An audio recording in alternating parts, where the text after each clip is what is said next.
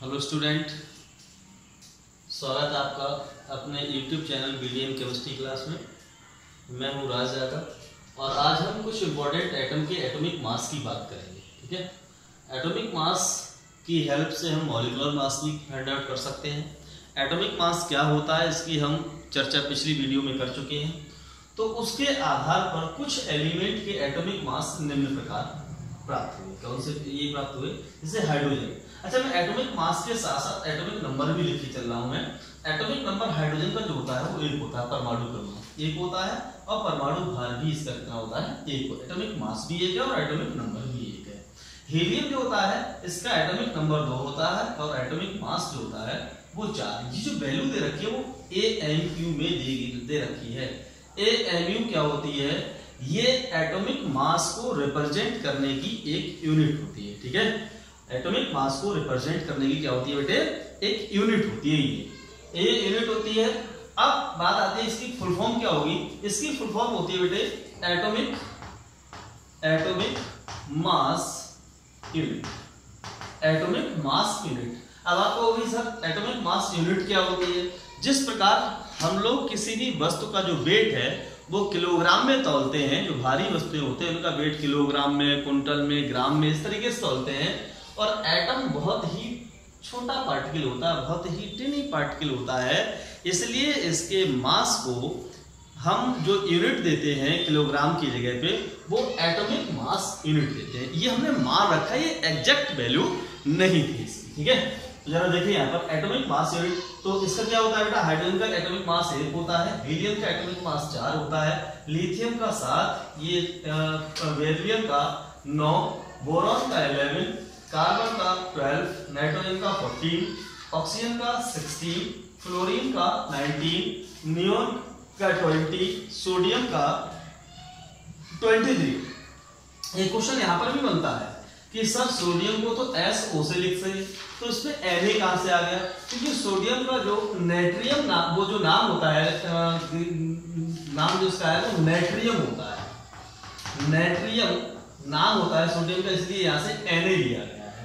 Na का जो atomic number वो 11 होता है, एटॉमिक मास 23 होता है। मैग्नीशियम का एटॉमिक नंबर 12 और एटॉमिक मास 24। एल्यूमिनियम का एटॉमिक नंबर 13 और 27। इसी तरीके से बाकी एलिमेंट जो इंपॉर्टेंट एलिमेंट है उनके atomic number and atomic mass मैंने इस बोर्ड पर मेंशन कर रखे हैं। ये आप एटॉमिक नंबर और एटॉमिक मास किसी भी कीमत पर, किसी भी समय पर आप भूलेंगे नहीं। ये आप हमेशा याद रखिए। जैसे ही आपसे कहा जाए जिंक का एटॉमिक नंबर बताओ, अब तुरंत कहोगे जिंक का एटॉमिक नंबर कितना होता है? 30 होता है। जिंक का एटॉमिक नंबर 30 होता है। एटॉमिक वेट कितना होता है? 65.3 होता है।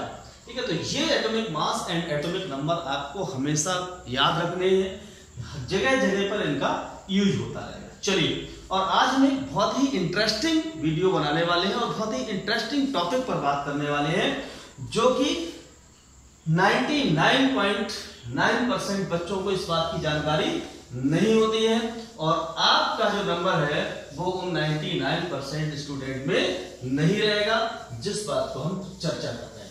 ठीक है, जरा देखिए, आज हम बात करने वाले हैं AMU, ग्राम्स एंड मोल, इन तीनों के अंदर रिलेशन क्या है। तो हमारा जो टॉपिक होगा वो होगा relation between AMU, grams and mole. इन तीनों के अंदर रिलेशन क्या होगा? ये तीनों में रिलेशन निकालेंगे और ये रिलेशन समझ में आ गया, फिर मैं आपको बताऊंगा कि यूज AMU का कैसे होता है और ग्राम पर मोल का यूज कैसे होता है। जरा देखिए, तो हम लोग पढ़ चुके हैं कि वेट ऑफ, या हम कह सकते हैं मास ऑफ 1 कार्बन 12 एटम का जो मास होता है वो होता है 12 AMU। AMU को हम U भी लिख सकते हैं, क्यों? और U का मतलब होता है जो यूनिफाइड मास, यूनिफाइड यूनिट। सॉरी, मास की ऐसी यूनिफाइड यूनिट होती है। तो मास की 3 यूनिट है, AMU, unified mass and Dalton. इन तीन तरीके से प्रदर्शित कर सकते हैं एटॉमिक मास को, एएमयू से, यू से एंड डीए से। ठीक है, तो mass of 1 carbon atom equal to 12 amu. अब हम बात करते हैं कि एवोगैड्रो संख्या के बराबर कार्बन एटम का मास कितना होगा। ठीक है, तो mass of Na carbon 12 atom equal to कितना हो जाएगा बच्चों, तो 12 into Na into u. U तो साथ में रखा, चलो मल्टीप्लाई नहीं लगाते हैं, हम सीधे सीधे कर दे रहे हैं भाई, इंटू Na यू। ठीक है, अब कहोगे सर ये कैसे हो गया, Na कैसे हो गया? वो ऐसे हो गया जैसे आपसे कह दिया गया भाई एक पेन बराबर 5 रुपए का है, तो 4 पेन कितने के होंगे? तो आप एक ही काम करोगे, 5 गुणा 4 कर दोगे, इतनी कीमत की 4 पेन हो जाएंगे। तो जो Na है वो एवोगाद्रो संख्या होती है, और एवोगाद्रो संख्या का जो वैल्यू है वो 6.023 इंटू 10 टू पावर 23 के बराबर होती है। अर्थात यह एक नंबर है ना। कार्बन का एक एटम तो इतना एएमयू का होता है, तो इतने एटम कितने एएमयू के होंगे, इसलिए इसमें मल्टीप्लाई की जाएगी Na से। ठीक है, तो ये डाउट क्लियर हो गया होगा मेरे हिसाब से। अब मैं बात करता हूं कि अगर आपसे कहा जाए कि एक मोल एटम का मास कितना होगा, क्योंकि आपको पता है कि एक Na बराबर 1 मोल होता है, तो हम इसे यहां पर मोल लगा सकते हैं।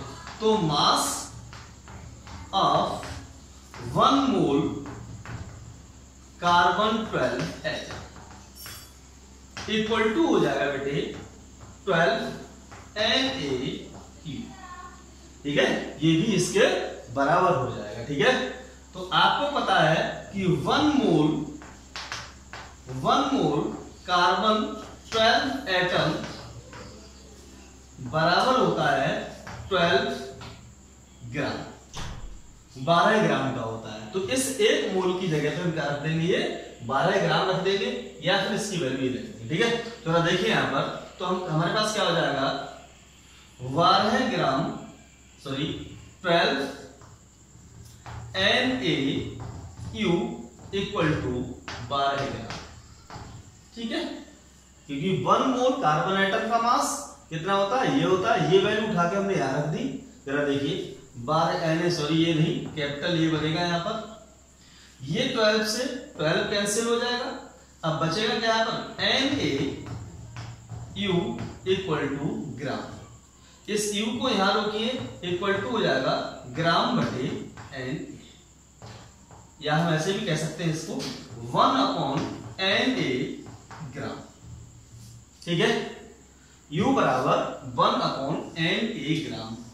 चूंकि Na की वैल्यू आपको पता है कितनी होती है, चूंकि यहां पर लिख सकता हूं मैं ना, चूंकि Na बराबर होता है 6.023 इंटू 10 टू पावर 23,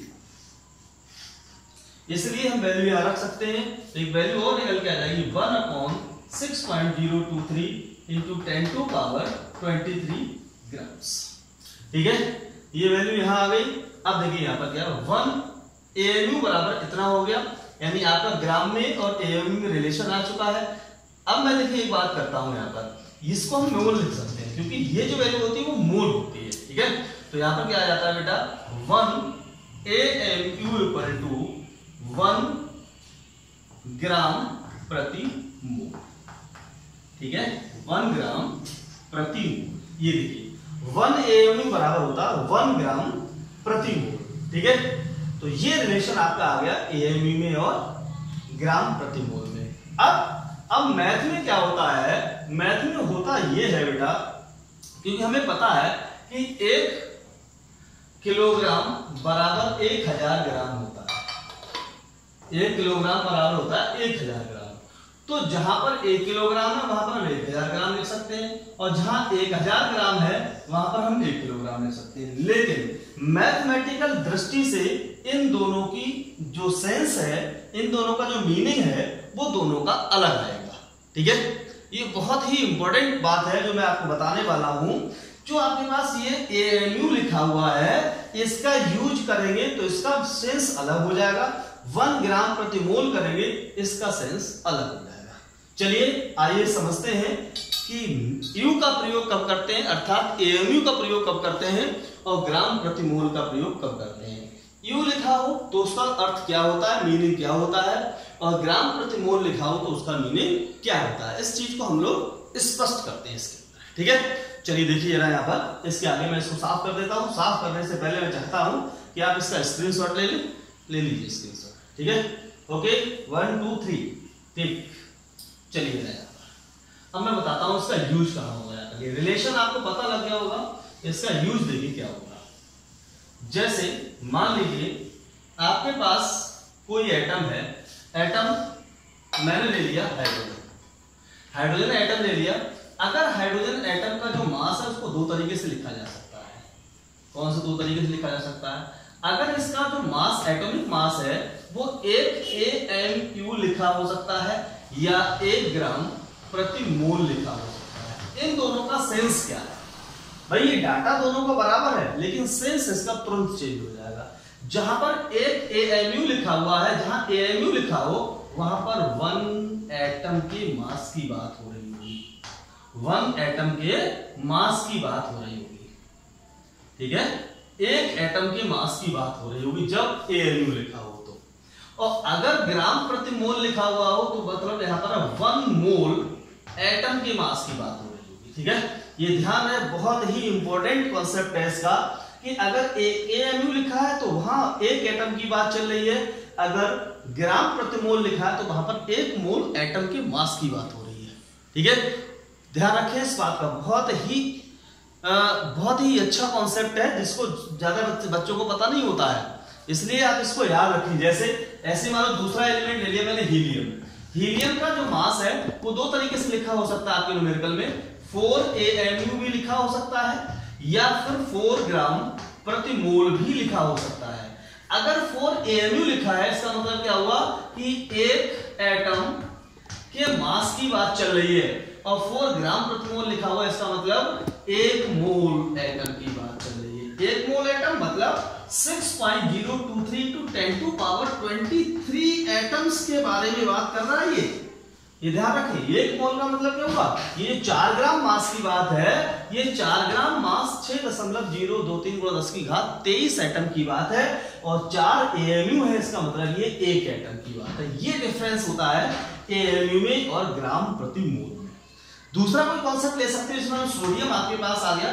सोडियम का जो मास होता है वो दो तरीके से लिख सकते हो, 23 AMU या फिर 23 ग्राम प्रति मोल। ये ध्यान रहे, बहुत ही मैं इतने एग्जाम्पल करा रहा हूं इसलिए करा रहा हूं कि आप भूले नहीं इस चीज को। अगर 23 ग्राम की बात, वो AMU की बात चले तो इसका मतलब है एक एटम की बात कर रहे हैं, 1 एटम के मास की बात कर रहे हैं।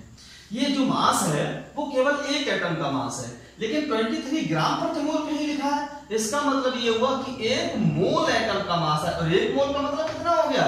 6.023 × 10⁻23 एटम के बारे में बात कर रहे हैं हम। मास ऑफ इतने एटम यानी 6.023 × 10⁻23 एटम के मास की बात हो रही है। तो मेरे हिसाब से आपको समझ में आ गया होगा कि AMU और ग्राम प्रति मोल में क्या रिलेशन होता है, अर्थात AMU को कब प्रयोग करते हैं और ग्राम प्रति मोल को हम लोग कब प्रयोग करते हैं, ठीक है। चलिए इसके बाद एक टॉपिक हम और यहाँ पर खत्म कर लेते हैं, छोटा सा ही टॉपिक है, बार बार उस वीडियो को क्या बनाना है। तो ये तो टॉपिक हमारे पास आएगा कि आखिर मॉलिक्यूल क्या होता है। हम एटम की बात कर चुके हैं, अब हम बात चलेगी आगे मॉलिक्यूल पर। तो मॉलिक्यूल क्या होगा बेटा? मॉलिक्यूल में जो मॉलिक्यूल है बेटे, मॉलिक्यूल है ना, दो या दो से अधिक समान या भिन्न प्रकार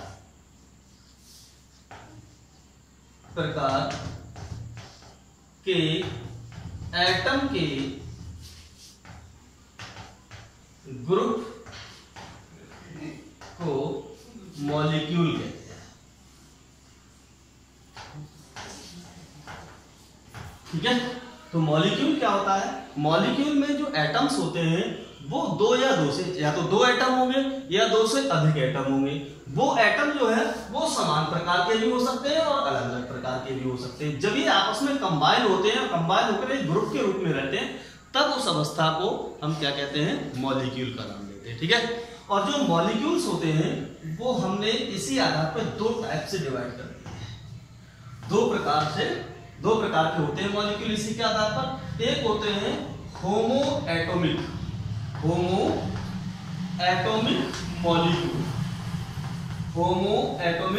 मॉलिक्यूल, और दूसरा जो होता है वो होता है हेट्रो एटॉमिक मॉलिक्यूल। देखिए इसमें डिफरेंस क्या होता है होमो atomic and hetero atomic molecules के अंदर। होमो का मतलब होता है सेम, होमो का अर्थ होता है सेम का मतलब क्या है, इसमें सभी एटम जो मॉलिक्यूल बनेगा वो मॉलिक्यूल समान प्रकार के एटम को कंबाइन होने से बनेगा। फॉर एग्जांपल जैसे मान लीजिए ऑक्सीजन के दो एटम कंबाइन होते हैं तो ऑक्सीजन का मॉलिक्यूल अर्थात O2 बनाते हैं। इसी प्रकार हाइड्रोजन के जो एटम कंबाइन होते हैं तो H2 बनाते हैं। इसी प्रकार ऑक्सीजन का जब तीन एटम कंबाइन हो गए तो O3 मतलब ओजोन बनाएंगे, वो भी ओजोन का एक मॉलिक्यूल होता है। ऐसे ही फास्फोरस के चार एटम मिलकर के फास्फोरस मॉलिक्यूल बनाते हैं। सल्फर के 8 एटम मिलकर के सल्फर का मॉलिक्यूल बनाते हैं। अर्थात ये जो एटम्स हैं, ये जो मॉलिक्यूल्स हैं वो कैसे हैं, होमो एटॉमिक हैं। क्यों? क्योंकि इनके मॉलिक्यूल्स के बनने में जो एटम प्रयोग हुए वो सब समान प्रकार के एटम। जैसे ऑक्सीजन जब दो एटम है तो दोनों ही समान प्रकार के एटम है यहाँ पर। ठीक है। चलो हेट्रो एटॉमिक की बात कर लेते हैं। तो हेट्रो एटॉमिक में क्या होगा, जो एटम होंगे वो डिफरेंट टाइप्स के होंगे। जैसे एक कार्बन है, दो ऑक्सीजन है, कार्बन डाइऑक्साइड जो है वो हेट्रो एटॉमिक मॉलिक्यूल्स होता है। ऐसे आपके पास मेथेन है बेटा CH4, तो इसमें क्या है, एक कार्बन का एटम है, चार हाइड्रोजन के एटम है, और ये दोनों एटम जब आपस में चार और एक 5 एटम आपस में मिलेंगे तो एक मेथेन का मॉलिक्यूल बनाएंगे। और मॉलिक्यूल बनाने में आपके डिफरेंट एटम प्रयोग किए जा रहे हैं, इसलिए यह कैसा है, एक हेट्रो एटॉमिक मॉलिक्यूल्स होता है। ठीक है। जरा देखिए यहाँ पर ये बात हमने कर ली मॉलिक्यूल की। अगली वीडियो में हम बात करेंगे, चलिए मैं यहीं पर निपटा दे रहा हूं उस चीज को भी, मॉलिक्यूलर वेट कैसे कैलकुलेट किया जाता है। भैया मॉलिक्यूलर मास भी कह सकते हैं हम यहाँ पर, तो मॉलिक्यूलर वेट कैसे हम कैलकुलेट करते हैं उसको भी जरा देख लेते हैं। जरा देखिए, तो ये आपको समझ में आ गया होगा। चलिए आगे चलते हैं। चलो देखिए यहाँ मॉलिक्यूलर वेट, तो कुछ इंपॉर्टेंट मॉलिक्यूल के मॉलिक्यूलर वेट की बात करेंगे हम लोग। यहां पर हम बात करते हैं मॉलिक्यूल एंड यहां पर हम बात करेंगे मॉलिक्यूलर वेट। ठीक है, मॉलिक्यूल एंड मॉलिक्यूलर वेट। चलो देखिए यहां पर मैंने यहां पहला मॉलिक्यूल ले रखा है आपका कार्बन डाइऑक्साइड CO2। जो CO2 है वो एक हेट्रो एटॉमिक मॉलिक्यूल है। इसके मॉलिक्यूलर वेट की बात करेंगे तो कार्बन का मैं पीछे अभी इससे पहले लिखवा चुका हूं। कार्बन का जो एटॉमिक वेट होता है, तो अच्छा मॉलिक्यूलर वेट होता क्या है, अगर मैं इसको डिफाइन करना शुरू करूं तो हम कहेंगे आखिर मॉलिक्यूलर वेट होता क्या है। तो किसी भी मॉलिक्यूल में उपस्थित जो भी एटम उपस्थित होते हैं उनके एटॉमिक वेट का जो सम होता है, योग होता है, उसे मॉलिक्यूलर वेट कहते हैं। ठीक है। तो जरा देखिए यहाँ पर ये कार्बन एक एटम है और कार्बन का जो एटॉमिक वेट होता है वो होता है 12। कितना होता है, 12 होता है। ऑक्सीजन का जो एटॉमिक वेट होता है वो 16 होता है, जो कि मैं पीछे आपको लिखवा चुका हूं। लेकिन ऑक्सीजन है कितने, 2। एक ऑक्सीजन का 16 होता है तो 2 ऑक्सीजन का कितना होगा, 32 होगा। और दोनों का हम सम करेंगे तो आ जाएगा यहाँ पर 44, जो कि CO2 का मॉलिक्यूलर वेट है।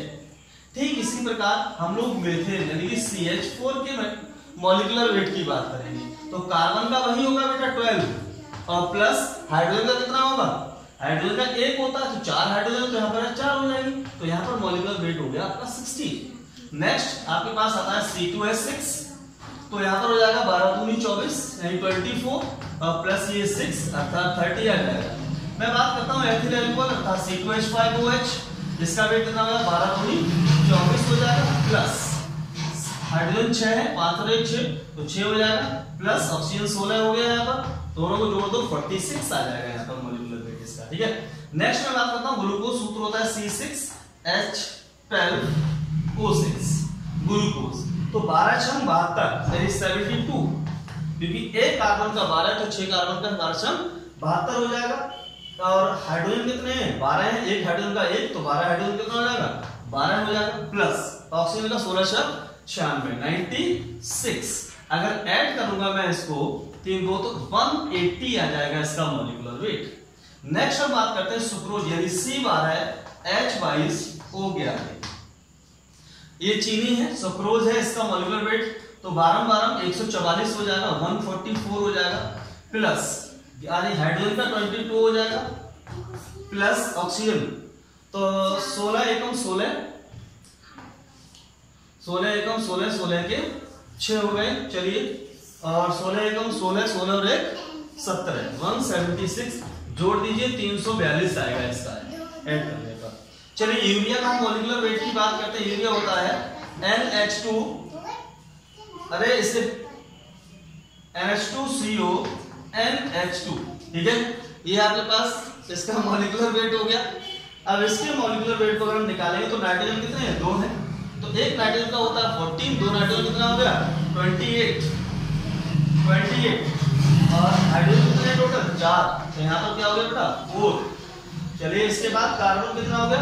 12 ऐड कर दिया मैंने यहाँ पर 12। ऑक्सीजन कितना हो गया? 16 सब ऐड करिए भाई, 16 आएगा, मुझे ऐसा लग रहा है 16 आएगा इसका, है ना। तो नाइट्रोजन 14 7 14 दूनी 28, हाइड्रोजन टोटल 4 हो गए, कार्बन 12 हो गया, ऑक्सीजन 16 सब जोड़ो तो 60 के आसपास आ जाएगा इसका मॉलिक्यूलर वेट। ठीक, NaCl बहुत यूज होता है NaCl, तो NaCl कितना? 23 Na का 23 प्लस Cl का 35.5 जोड़ दीजिए तो आ जाएगा 58.5। ठीक है, चलिए अगर मैं बात करूं HI के मॉलिक्यूलर वेट की बात करूं तो H का होता है 1, I का होता है 127 अर्थात 128 आ गया इसका मॉलिक्यूलर वेट। ठीक है, और इसके बाद मान लीजिए बेंजीन के मॉलिक्यूलर वेट की बात कर दी मैंने C6H6, तो C6 12 72 और 72 से 78 78 इसका मॉलिक्यूलर वेट हो गया ये। ठीक है, इसके बाद अगर कोई दूसरा कार्बन टेट्राक्लोराइड CCl4, तो कार्बन का कितना होगा बेटा? 12 प्लस Cl का कितना हो जाएगा? 35.5 लेकिन कितने हैं? 4 तो मल्टीप्लाई कर दी जाएगी, कितना आ जाएगा? 12 प्लस 5 चौक 20 5 चौक 20 और 2 22 और 4 3 12 12 2 14 142 और 142 में जरा देखिए 5 चौक 20 20 0 हासिल 2 5 चौक 20 2 22 22 में 2 हासिल और 4 3 12 12 2 14। ठीक है, जरा देखिए यहाँ पर इसका मॉलिक्यूलर वेट कितना हो जाएगा? 4 2 2 4 4 और 1 5 154। ये कार्बन टेट्राक्लोराइड का मॉलिक्यूलर वेट हो जाएगा। चलिए, तो इस तरीके से हम मॉलिक्यूलर वेट किसी का भी निकाल सकते हैं जो कि आपको एटॉमिक वेट से निकालना है। इसके आगे की वीडियो अगर आपको चाहिए, समझ में आ रही हो, तो इसके आगे की वीडियो प्राप्त करने के लिए चैनल को सब्सक्राइब करना बहुत जरूरी है, तभी आपको सारी वीडियो इस टॉपिक की मिल सकेगी। तो चैनल आपके पास मिलेगा BDN केमिस्ट्री पॉइंट, इसको आप सर्च करेंगे यूट्यूब पे और सर्च करने के बाद में आपके पास सब्सक्राइब का बटन यहाँ पर होगा, रेड कलर से सब्सक्राइब का बटन होगा, उस पर आप प्रेस करेंगे तो यहाँ पर एक बेल आइकन बन के आ जाएगी और उस बेल आइकन को प्रेस करेंगे और उसमें ऑल लिखा हुआ आएगा, ऑल के आगे प्रेस कर देंगे तो सारी वीडियो आपको इस चैप्टर की मिलती रहेगी। बहुत बहुत धन्यवाद, फिर मिलेंगे अगली वीडियो में।